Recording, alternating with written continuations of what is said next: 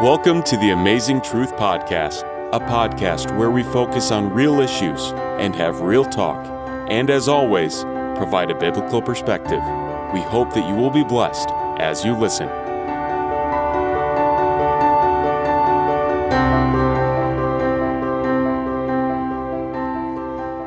Welcome to the Amazing Truth Podcast. This is the Amazing Truth Minute. This is the Amazing Truth Podcast. The Amazing Truth Podcast. Listen to us on Spotify, Apple Podcast, Google Podcast, and Stitcher. Like us on Facebook at the Amazing Truth Podcast. The Amazing Truth Podcast. Real issues, real talk. For the Amazing Truth Minute today, I will focus on something I ran across as I was on the internet. And it's a quote, I think, from Love Offering. It's a page. And it says, "Your story is your story. Whether you feel called to share it to the masses or hold it tightly to yourself, you are no less brave. You are no less strong. You are no less resilient. You are no less worthy." So your story is your story. Let nobody take it away from you, but you can give it away to someone so they can have a story that they have to share. And that is the Amazing Truth Minute. The Amazing Truth Podcast. Real issues, real talk. Well, listeners, welcome for the second podcast. Today we have a wonderful guest. This is the Amazing Truth Podcast, and we have a special guest today. But before I get to our guest, let me welcome Ezra. Yes, I am back. Welcome me. And Kenan. I am also back. Our other host. This is where we laugh, we enjoy ourselves, but we learn something. And our goal is to get some gems from our guests and also to tell the story. We are focusing on our guest. Yes. It's not about us. No, it's not. Never. It's never about us. Mm-hmm. Now, just to introduce our special guest. Yes. Her name is Rehema. Hello. My name is Rehema. Good to be back again. Thank you for having me. Rehema, we missed you. 1 week we were just waiting for this Imagine, time. it's too much. The feedback. Why does the week have 7 days? Yes, thank you all so much for your feedback, by the way. Yeah, we appreciate you coming back. You know, Kenan, when you hear the stories from people based on Rehema's story, many people are actually going through this is real. This is real. This is very real. You know, and most people just don't have that platform. So shout out Rehema. We really appreciate you. Really appreciate you for doing this. That. I also actually, from the last podcast we had a lot about Rehema's story, and I want to give a shout out to her parents. There you go. Just imagine they're in the midst of a genocide, and possibly they have lost their own brothers, they've lost their own sisters, they've lost their own parents. They are the only ones remaining. Yep. And they gathered the courage to take 6 kids out of that country. Yep. To take them to another country. And then things Several are not good countries. there. They go to another country and another country and finally to the US. Yep. Yes. And then the experience they have here. I just want to give a shout out to them for the work. Yes, Mama and Papa. Aha. And if I may add this too, they have the privilege of being able to live back in Uganda or America. So let's also be patient with our parents and know that we can help them out. Because as you've noticed, some of our parents don't speak English that well. Yes. They're being disrespected when they go out in public. Yes. We are over here speaking this and this and that. Let's also help them. Yep. They're human too. You know, Rehema, I like the positive energy you bring. Is that even despite your journey, how you can now look back and just appreciate that journey. And your parents. It's really amazing. And I hope there's a young person listening to this, maybe having a rough time with their parents. Just know that Rehema's story can be your story too. yeah. Don't wait until you later start seeing it now, hopefully. See And it now. build those bridges. Yep. Yeah. Hey, Kenan, that haircut is so. It's still fresh, right? 3 weeks later, No, it's it's still about, fresh. it's about time to go back. Guys, ask me, where did I get the haircut? No. Ask me. Rehema is doing something special. You Tell know? the viewers. No, Tell who's the listeners. Rehema? Rehema is an Rehema? entrepreneur. Yes. Oh, You know, yeah. we have an African female entrepreneur Uh-huh. right in the house. Successful. Yes. Successful. Yes. That's a. Because I'm an entrepreneur These too, guys but I'm not successful.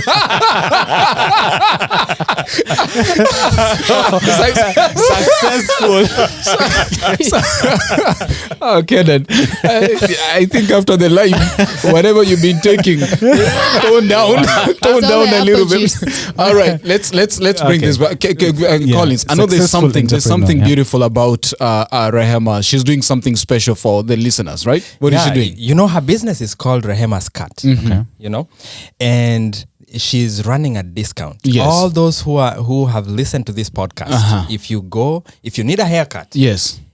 think about Rehema and go actually to her.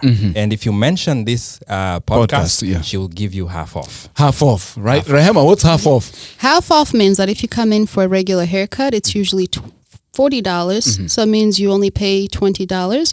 If you come in for a haircut and beard, that's $60, which means you only pay $30. Now let me tell you something good about that though. Oh, man. While we're over here talking about stress and all of this, Yes. also my business, I focus a lot on making sure that you relax, making sure that you basically relax from how we talk, from what we talk about, and Do some I will therapy. make you love your hair. My goodness, Wonderful. I am going there. I have a beard. I didn't know it was extra for a beard. But with this discount, $20, so you only pay $40. All right, let's bring this back, right? Yeah. But on all seriousness, people check out Rehema Cuts. You're going to get a discount.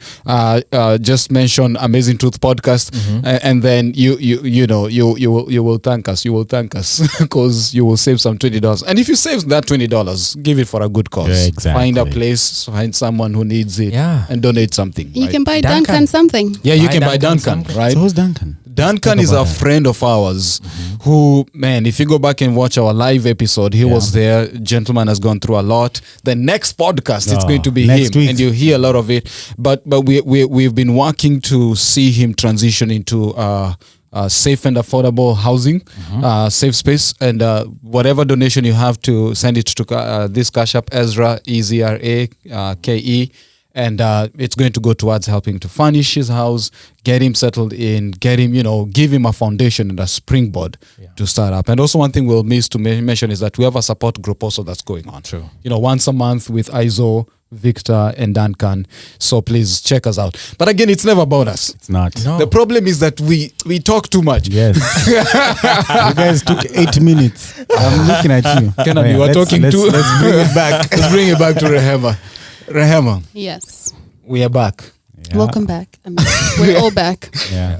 So last time you stopped at, we ended where you've attempted the first suicide. Yes. Your parents have come in. Walk us through the next journey. How do you, they're the two, I believe, three. You had a So total there'll be attempt. 3 more, yes. 3 more. So just in a nutshell, just on the first part, walk us through that. And then the second part will go to the higher, the win-win situations where we are in right now. Yes. So after that one, I was hospitalized. And then after the hospital, I went back to living with my brothers and my parents. And what I did, I went and got my cosmetology license, because what happens is when you finish, you also have to go do a test. They call it boards of cosmetology, so that you can actually start to practice.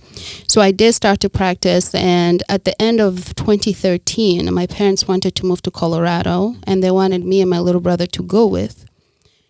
At this time, I had a job at Fantastic Sam's. But in a way, me and my little brother almost always followed our parents because we were the younger ones. So we did go.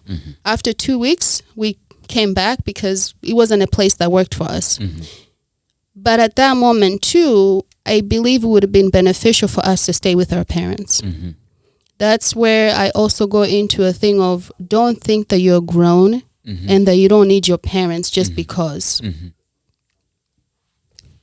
So sometimes it's regardless of how old you are, you need a parent somewhere. And I talk about parents a lot because what depression can also do for you is that it can make you so angry that you put your anger on those very same people that you loved and respected so much because you feel like I put all of this energy into you, but I feel like I'm not getting anything back. Right. So it's not that you don't love your parents. It's just that you've put them on a pedestal that's so high up there that you get disappointed. But so after that, we came back to Minnesota, and then I was working, but went back into the drinking. About a few months after that, though, is where I got into an altercation with some friends that I used to hang out with. Casey was included in that group as well. And I had to distance myself after that, though. And that's where I started a journey of just Rehema. I became cold. I became alone. But that's why I also go back to let your kids do what they love. As I sit here, if I was not cutting hair, I would not be alive. Because sometimes I would get so low, but then I would remember how I cut someone's hair, and let's say they came in and they were such in a bad mood. They come in, you cut their hair, and they see how they look, and that just that smile, just that little difference. I used to keep it in my head all the time, and that kept me going for a while. But so at this time, it was 2014, I was working at Roosters. I ended up quitting out of nowhere, but that's when I realized that my depression had been really bad. But it wasn't just depression, because a few months prior to that, I met this girl, and we ended up doing another drug. I won't mention it because please don't. And with that one, I think it was the last straw, even for myself, to say that, Rehema, just because nobody sees that you have a problem, you know you have a problem. So stop trying to put drugs so that other people can see that you have a problem, because just because maybe the way you communicate, nobody can see that you're sad, or maybe you have a good way of hiding it. But what I didn't know is that I had manic depression. So manic, boom, boom, boom, everything is fine, happy, happy, happy. But when you're so low, you're just low. So 2014, I quit my job, and in November, I say, you know what? I want to go to, my mother was in Uganda at this time. So I said, I want to go be with my mother. And weirdly, I used to wake up thinking that I was going to die before I saw my mother. So I made it a point to go see her, but I bought a one-way ticket because America was almost, it was almost suffocating me because the whole thing of the transitioning too. So I lived back home where a young woman, yes, you live with your parents. If you go to school, you go to school. And then marriage was almost the next thing. But here I am, 23. Now, before I turned 21 was don't talk to a boy. After 23 is do you have a fiancé? My goodness. So even that alone, it's like you just take a walk and shop for one. So even that alone too. And also, let's not say that this does not affect African women. It does affect us. It does. So then that makes you wonder. It's like, oh, actually I'm a default. How come I don't have this at this time? How come I don't have that at that time? So I went for 1 month. I had bought a one-way ticket because I said, you know what, let me just go for 2 years. Yeah. But after a month of being there, I learned things about your own. Sometimes you love your family, but there's certain things about you love it. Not that they're bad. It's just that you didn't know. So then I didn't know how to accept them. And I was like, oh, I think America would be easier right now. So after a month, I came back. But that was a bad idea. Coming back was a bad idea? It was a bad idea because I came back bad. Like my mind, fog, depressed. So I tried to look for a job. I couldn't get a job anywhere. But the reason why I couldn't get a job anywhere is because in the interviews, I was manic. So I would say these things and they would know that I'm not okay. So you keep on saying this word manic. Manic depression is like when you're just hyper, like you're depressed, right? So it's like you're excited, like you want to do, you want to go, but really you're going to crash. Now, when you crash, like that's an energy where drink. the suicide comes in. You lost yourself because you were such on a little high for so long that, oh yeah, I'm fine, da. But once that goes away, so I come back. I tried to look for a job, no job. But it wasn't that there wasn't a job. It's just that I was so bad in my head, I was almost sabotaging myself without knowing. So now I have worked it out with a family member. I had a family member who had a business, and we had helped him for a few years, me and my little brother. I wrote myself for a check of $5,000. And I went and I put it in my bank account. The money that I had, I bought a ticket to California. I had $92 in my bank account. That check hadn't cleared. But if I tell you how I did not care, what would happen after I got on that plane? Because what was in my head was, I'm going to board that plane, and when I come off, I don't have anything. I'll just take a walk, maybe for like 5 hours. Wherever I end up is wherever I end up. So I go, and then I get to the airport. I'm just standing there. But at this point, I had already checked out. I was completely checked out. I stand there. And this guy comes into me. He's like, where are you going? And I'm like, oh, nowhere. He's like, what do you mean you're going nowhere? He was trying to start small talk. So I was like, sir, I don't want to talk. So I get on those shuttle buses. And I got on the first one that I saw. I didn't care. I just sat down. So the guy goes and they get to the hotel, and the man is like, are you staying here? And then I was like, if I can. So I was also doing things that didn't make any sense. Because when I walked up to the register, the man was like, well, it's 100. I think it said 130. I looked at him and I said, I don't have that much. He thought I was joking, but my face was stern. So I don't know, maybe what got in his head. He was like, okay, I'll give you the room. So the next morning, my brother, he's my brother. I love you, Salaman. My brother finds out what I had done. Of course, he's angry. I understand. Now, because, see, when I watch American movies or certain situations, like people with mental health, like their family members will be like this and that, this and that. I'm not pointing fingers. That's why I'm saying we all need to talk because we're all going through something. So he was angry. He told me certain words. In my head, I was like, I'm already dead. I'm already dead. So if anything, let me do you guys the favor, because that's where you start to feel like a burden too. You're just a log. You're just a log to everybody. Your existence is just useless. It's like, why am I even here?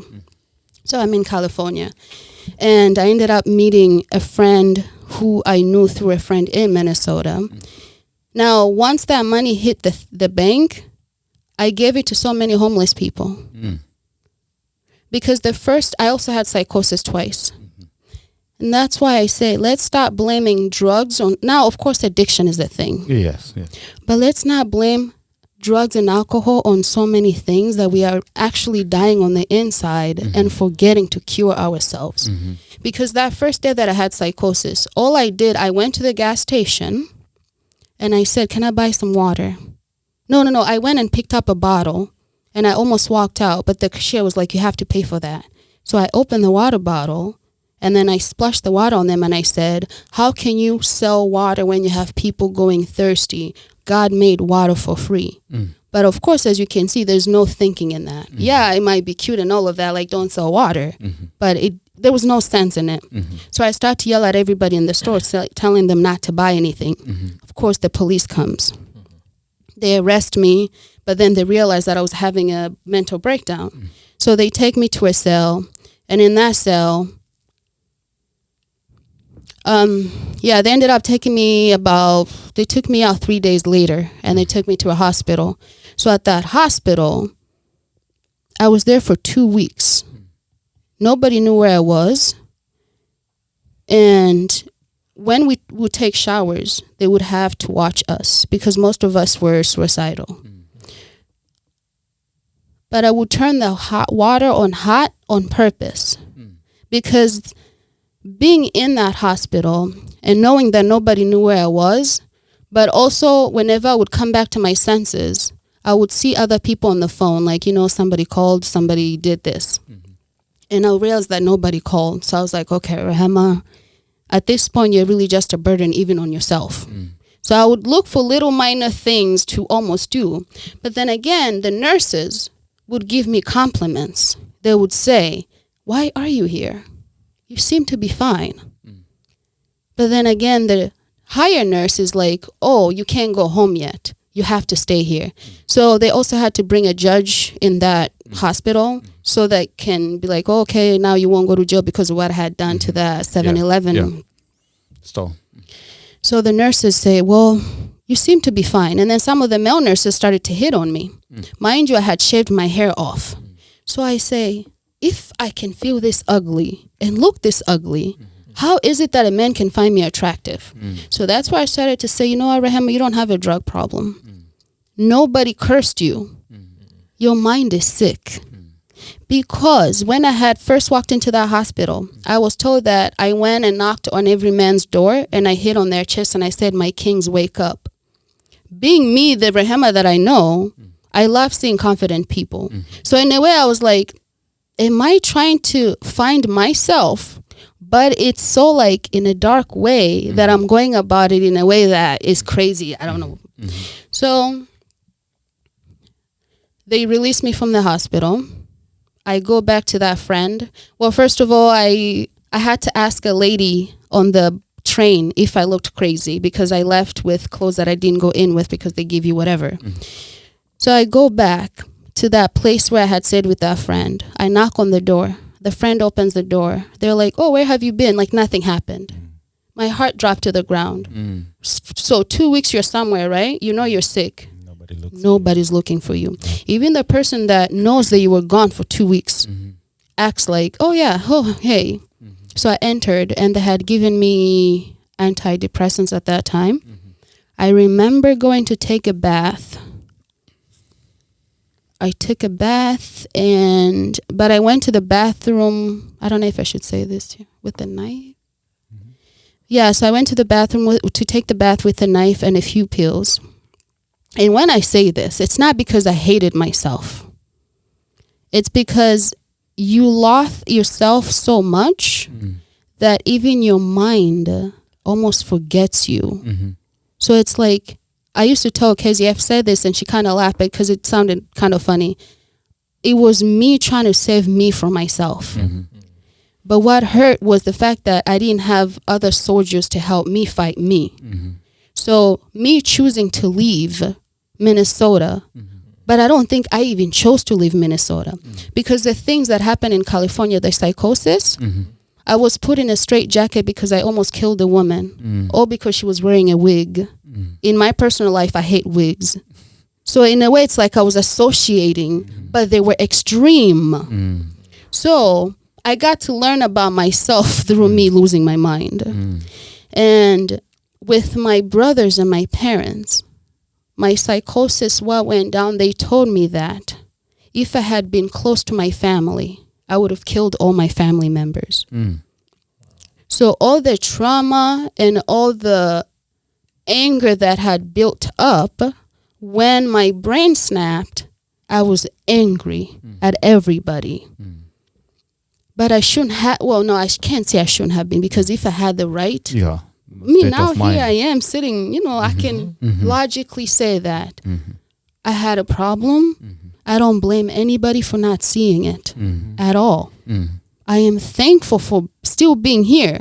And I'm also proud of myself very much to make that decision of going to beauty school. I keep going back to this decision because I feel as though that's the only decision that as a human being I've been able to make for myself. Amazing. I did not name myself. Sorry. No, that was good. I think for the first time, Kenan has been quiet for a long time. So and I. No, but You're welcome. I do want to follow up. I think you've talked about a lot of clinical terms, and I think 2 questions I have for you is, were you diagnosed and at what point? And then, what are some of the symptoms that you were going through? I know you've mentioned manic depression and all that, suicidal, all that things. What symptoms did you experience? So if someone is going through the same symptoms, they can know that this is what. Yeah, I want to add so that she can answer all of them together. The question is going to ask, at this point, where is your family to? Yeah. Because you've talked to you being in California. So as you answer those, that can also answer them. I was diagnosed with clinical depression and psychosis. And that was in 2014. That was I tried to commit suicide again after that. But this one, medication is good. It helps those it needs to help. I just didn't work well with medication. It made me try to kill myself even more. But so they gave me clinical depression and psychosis, and they said that the reason why the psychosis happened was because the depression was it was traumatic as well. It went untreated for so long that it just, the veins in your brain, something happened. There was too many events. There was too many things that were unresolved. Yes. In your mind. Yes. And your mind was just going in knots. Yes. All through, without any talk, without any resolution. And so you lose. Without any intervention. And then, the triggers. Symptoms. Yeah, actually do triggers and symptoms, yeah. I would say the triggers were... Let me say the triggers last. The symptoms... I remember one time I woke up at 5:30 in the morning and I went on the porch and I think I was singing. And then 3 hours later, I go back into the place and I complimented this man on his beard. And then he looks back and he said a bad word to me. He's like, "How can you say that to me when just a few hours ago you were insulting me?" And I cried because I didn't remember insulting him. Yeah. I was like, oh. And after that, I started to hear that a little bit more. And I wasn't drunk. I wasn't high on anything. So I was like, oh, now I don't even know what I'm doing. Like, I don't remember what I'm doing. And then the triggers, it's odd how I don't know what the triggers would have been. Yeah. Because I think for triggers, you have to go through some type of intervention to kind of just identify what they are. So you can kind of revert back and say, I was doing this because I saw a man with X. And I think, so you're saying hallucinations? Or there was hallucinations, yes. Okay. And that's the psychosis. Yeah. And I haven't had one since 2014. Okay. Did you hear voices? Whew. You hear voices, you see things. Okay. Yes, and the voices, all the voices were to kill my family.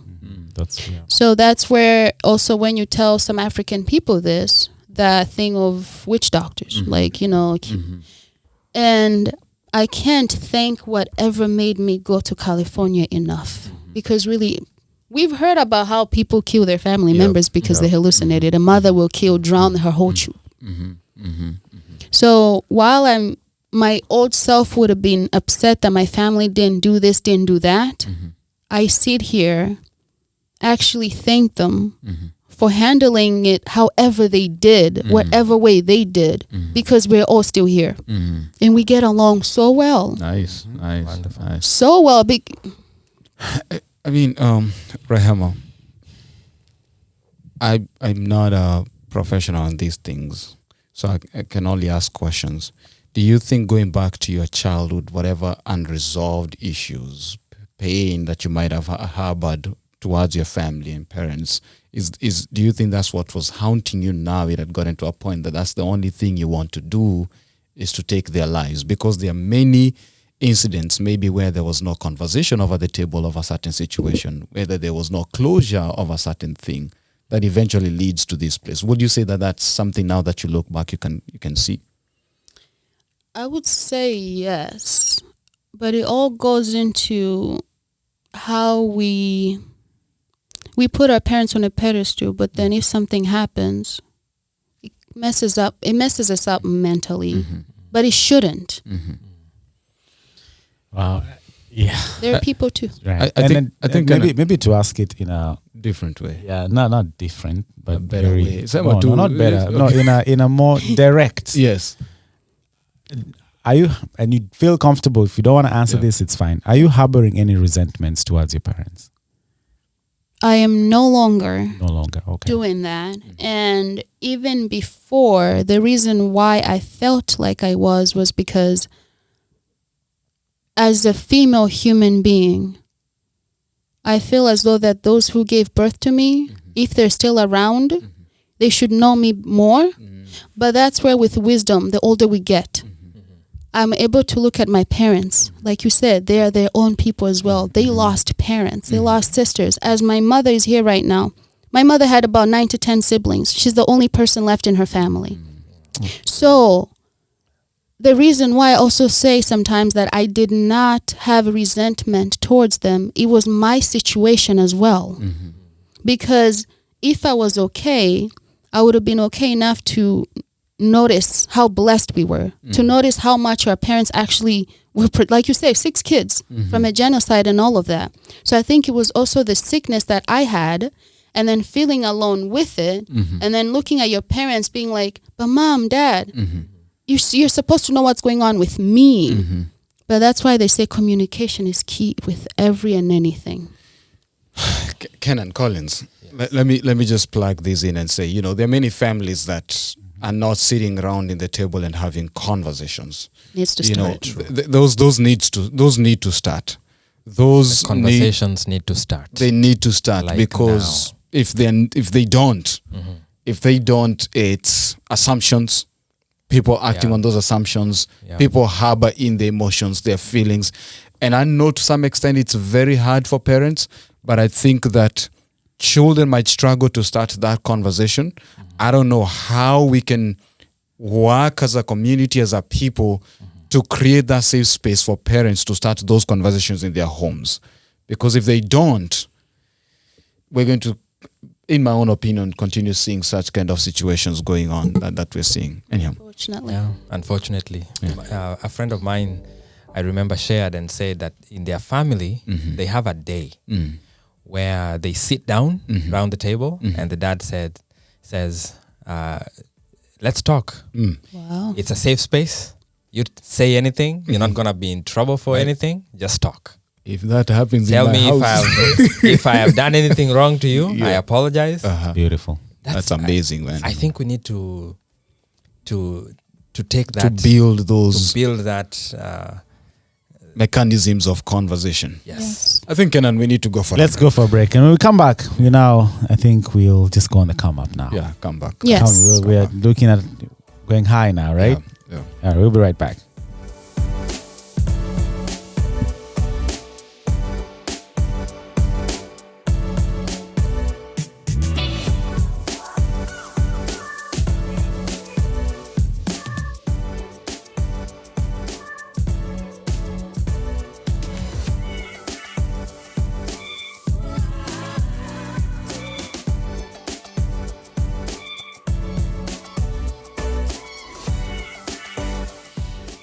We are still accepting donations for our brother Duncan.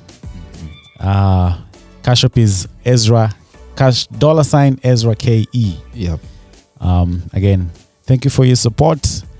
If you're not following us on Instagram, it's the Amazing Truth Podcast.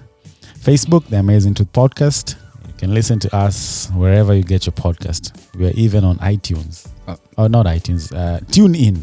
I was going to ask you. We've been on iTunes forever. We are on iHeartRadio. We're everywhere as well. Yes. We're on YouTube as well. Yes. You've not seen our faces yet. We're working on that. Yeah, Ezra needs to go get that promotion that we've talked about. Get that $20 off and shave your beard. But anyway, we are thankful for your support that you've given us, sharing, giving us your feedback, reaching out to us, emailing us. We're working on a project, the Stories of Hope memoir. Yes. We are still accepting stories, and Rehema will be glad for you to share a story too, and we can include that in there. So we are accepting that feedback and stories. We are going places, and we are going places with stories that inspire us. So we don't wanna minimize this, but again, we thank everybody that's come to this podcast. If you've shared, you've sat in these seats, we appreciate you, and we pray that God will bless you.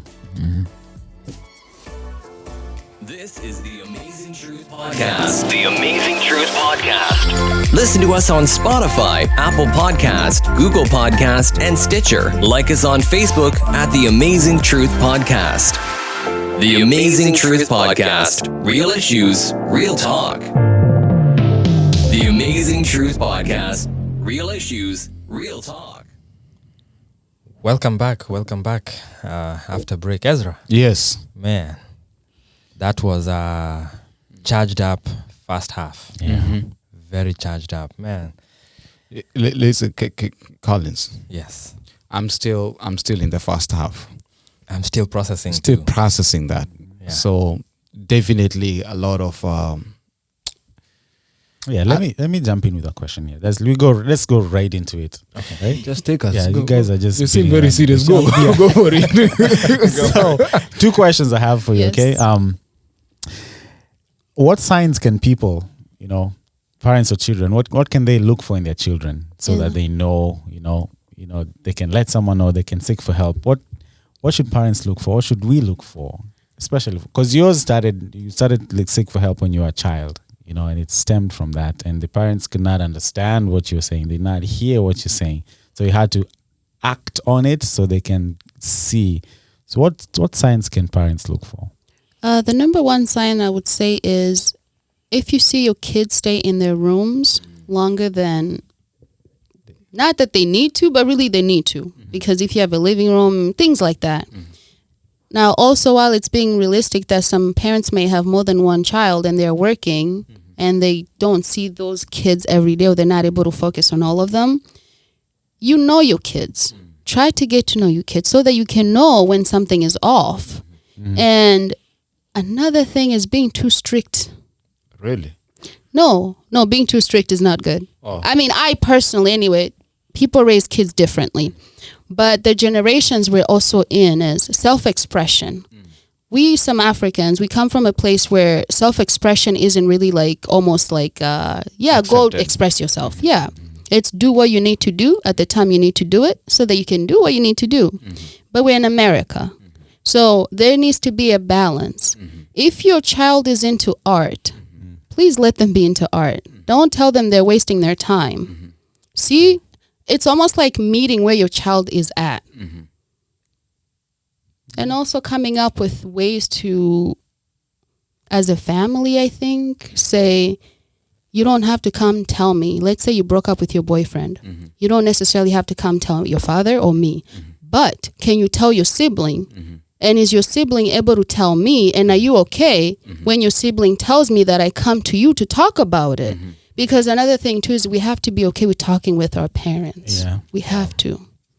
That's a big The one. parents have to be okay listening to their children. Listening is They have to be, not passing the judgment. right. So I think you've mentioned triggers like, breakups, Breakups, job bullying, losses, bullying, bullying and what?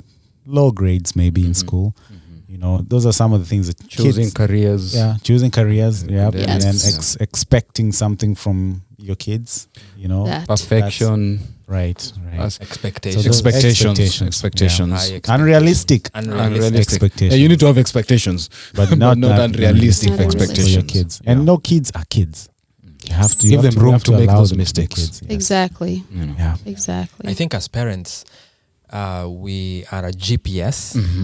You see, the GPS doesn't force you to go. Where you want to. It gives you a direction. You choose To take left or right. take left or right. Sometimes it recalibrates itself. I think parents, as the children grow, plays the part of the GPS, where a child can take a detour and you recalibrate.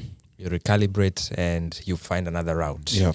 I want to bring us back to Rehema. Yeah. But on this note, I want to say this to add on what you've said is, I believe every person is born with a purpose in life. And even before they were created, that purpose was already predetermined for them. Right. The problem is when you don't go to the main source in the manual to figure out why this person exists so that you can guide them there. Yeah. Yes. When you try to reinvent the wheel for them, then it becomes a problem. And I think we can finish on that note. And who's that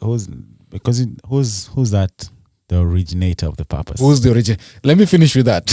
Let's finish with that. Can I ask Rehema a question too? Yes. Was it different for you? Okay, in your own experience, is mental health different in men and women, and how it projects itself or it comes out? Is it different in your own experience? I can actually go back to the first mental institute that I stayed at. We did have men there. Mm-hmm. But I would firmly say that it's more sad for men because of how in society too, like we perceive men. Don't show your emotions. Don't do this. You're expected of this. But at the same time, for a female too, you know how they call us emotional beings. So am I being emotional because I'm suffering with something, or am I being emotional because I'm a woman? Yeah. So then do you take me serious because I'm crying over an issue, or will you not take me serious because I'm a woman and I might just be in my emotions? And people say it wrong. Oh, it's PMS, or it's that time of the month. They're dealing with this because, and that's it's sad. It's very sad. Yes. Let me tell you another thing of, let's get to know our own bodies in the communities we come from. As I sit here, I can't pronounce the name. Endometriosis? Yeah, endometriosis. Yeah, that word. Yeah. So one day I thought I was having regular pain for an hour. Yeah. I sat there and I asked some people, can you please take me to the hospital? And they said, no, you usually have pain. It's normal. And I said, no, this is not normal. I will walk to the hospital if I have to. So I got up to go walk. They're like, okay, fine, let's take you to the hospital. As soon as we got to the hospital, they did Incision.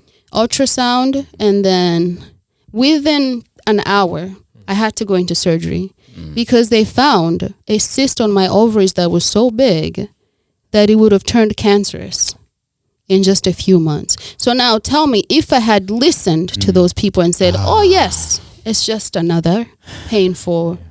Yeah. So also that pain actually would make my mind even more, because I didn't understand why that pain was. Also not knowing their diagnosis.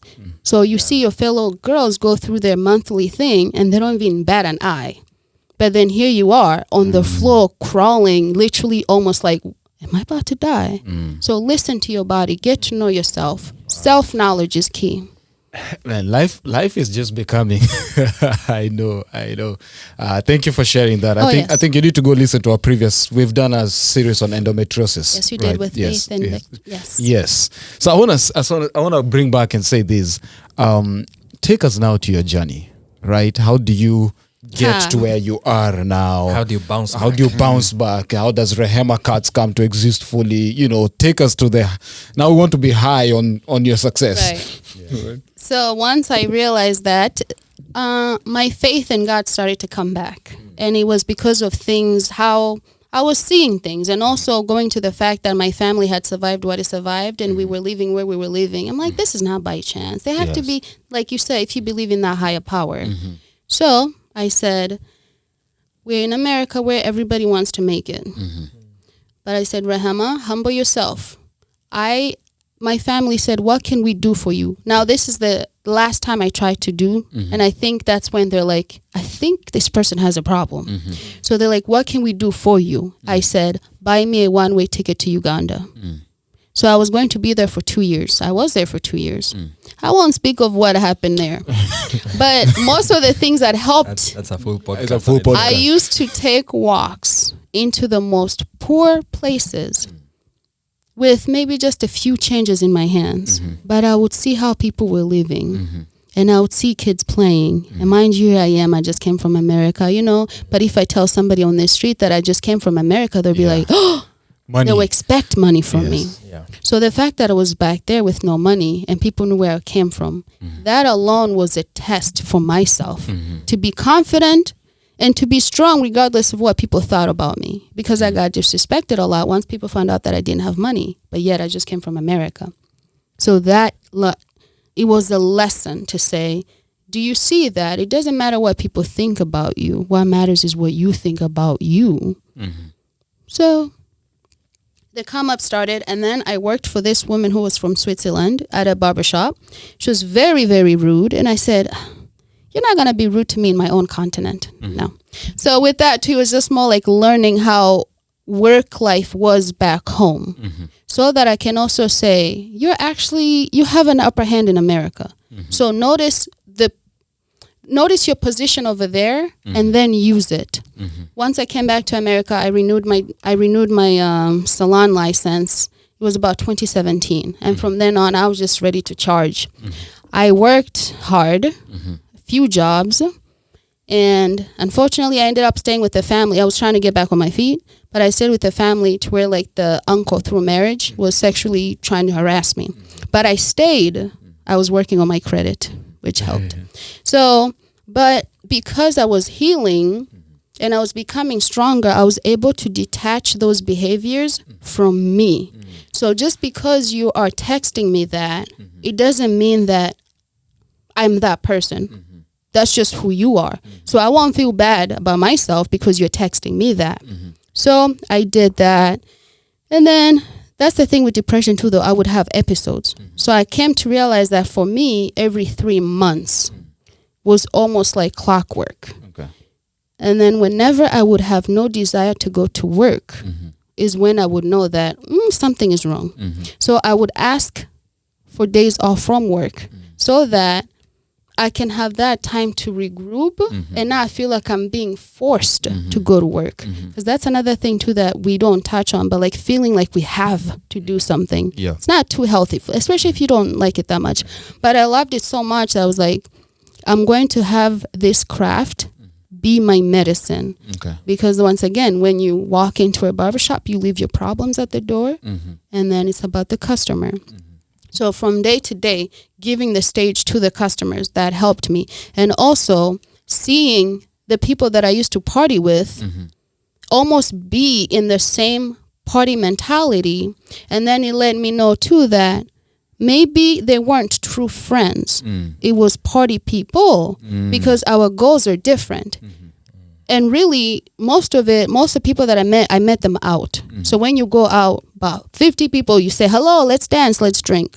But here I am going to work, yet I'm sleeping on the streets of Minneapolis. But it's okay because now I know what I want. And I know that instead of me having to ask you for help, let me learn how to do it. But it's not so that I don't help you when you come to me. No, it's just that I'm tired of not even having to ask for help. Because sometimes it's, if you come into my presence, right, and you look hungry, I shouldn't ask you if you need food.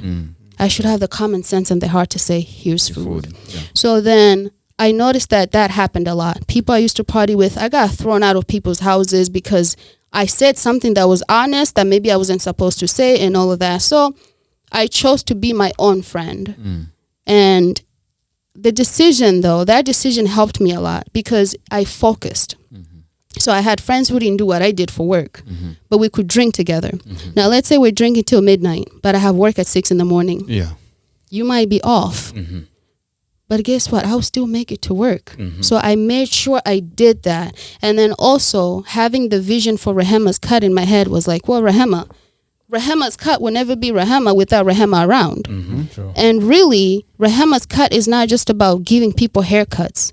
It's so that I can talk the way I'm talking like this. Because if I meet a 70-year-old man who says he's depressed because he doesn't have enough money, which I did meet, and then I tell him about my little story, that the whole thing of, it's not that your story isn't important, but it could be worse. Just the other day, it could be worse.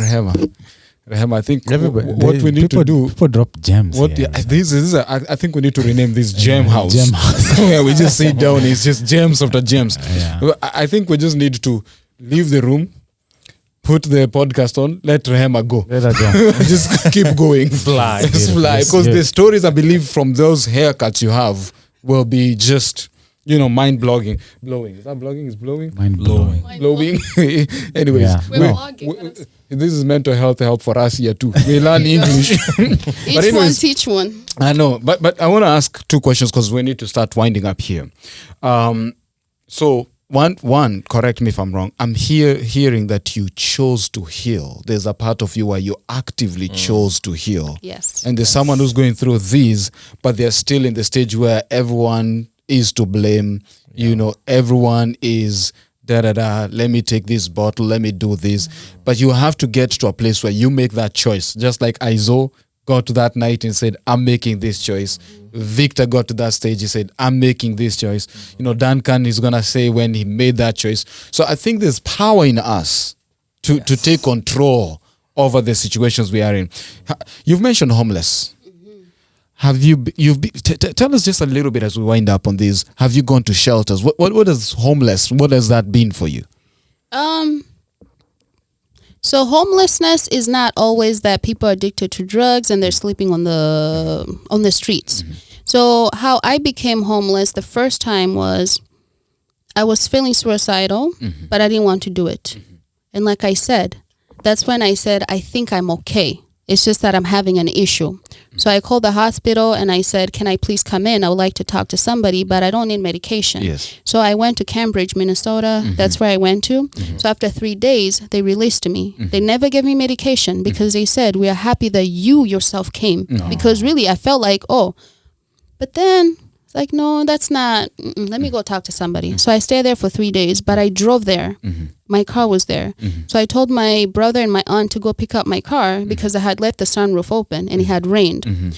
So by the time I was being discharged, I called my aunt to see if she could come get me. But she said, no, that's too far and I'm going to have the kids with me. So let me come get you tomorrow.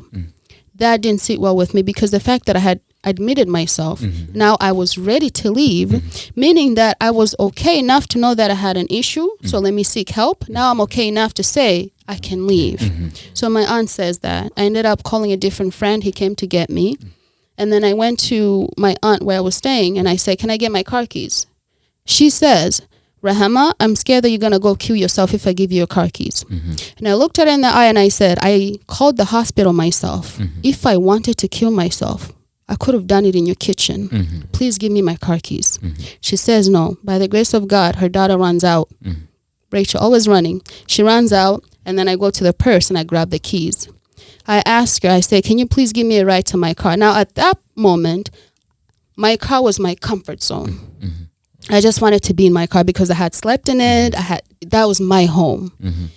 Mind you, I had a job too. I was going to work. But with this America, no credit, you can't get an apartment, all of this. So all of that too discourages you. It's like, I have a job, but I can't even have a place to stay. Okay. So her daughter runs out. I grabbed the keys. I took a walk. I walked for 3 hours to go grab my car. But in that 3 hours, I was praying and I was asking, I'm like, please bring new wine out of me. Just give me something. I went, grabbed the car. I had $10. I bought gas. And then I went to Jamming Wings because they used to have parties there. And I said, let me go there. There might be somebody that knows me. Maybe they'll buy me something to eat. I go, boom, it's empty. I was like, okay. So I go to the cashier and I was like, can I please have a glass of water with ice? And she gives it to me. And I go outside and I look up and I'm like, God, please give me a sign. And I was hungry. So this man who happened to work at Jamming Wing comes out with wings. I take the wing, he gives me the wings, and then turns out he was getting off work. And he says, and I said, well, I have a car. Instead of you having to catch a bus, let me take you home. I took him home, and then I was like, can I please have a shower? His mother was there as well, and his son. So I felt comfortable. I just felt comfortable. Yeah. So he says, of course, but let me make sure the bathroom is clean. So there was a book right next to me. And from that moment is when I said, you know what? Be still and know that I am God. Because there was a book right there. I opened it on a very random page. And he said, be still and know that I am God. And then I went to go take a shower. And I had put my T-shirt on top of the counter. And my T-shirt dropped on the floor. And then I picked it up. I was like, oh no, the floor is probably dirty. I put it up and guess where my T-shirt dropped? In the trash. In that moment though, it just showed me that you're about to go sleep in your car. You're probably going to go to the bathroom outside. And now you have the audacity to be like, oh, this floor is dirty. When they just let you take a shower. So all of that in my head was like, So I ended up going, but he offered for me to sleep there, but I said no. I slept at Walmart, and the reason why I did that is because I felt closer to God. I never felt scared on that road. I used to drive and look for a place to park. But being alone in that car, I could talk to God and not have anybody judge what I was saying. But also because nobody was listening and most people didn't hear what I had go through my mind, I was able to express myself freely. By seeing those words, be still and know that I am God. So you didn't take medications, No. and are there any treatments or therapies that you're using to manage your mental illness, if any? And are you struggling with depression or anxiety at the moment? 2 questions, we'll wrap up. I listen to the Bible a lot. I don't go to church, but I listen to the Bible a lot. I meditate maybe 8 days a week. There's only 7 days in a week. I do yoga, and I'm very selfish with my space. You are not going to hang out just because you want to hang out, because that's the whole thing of triggering as well.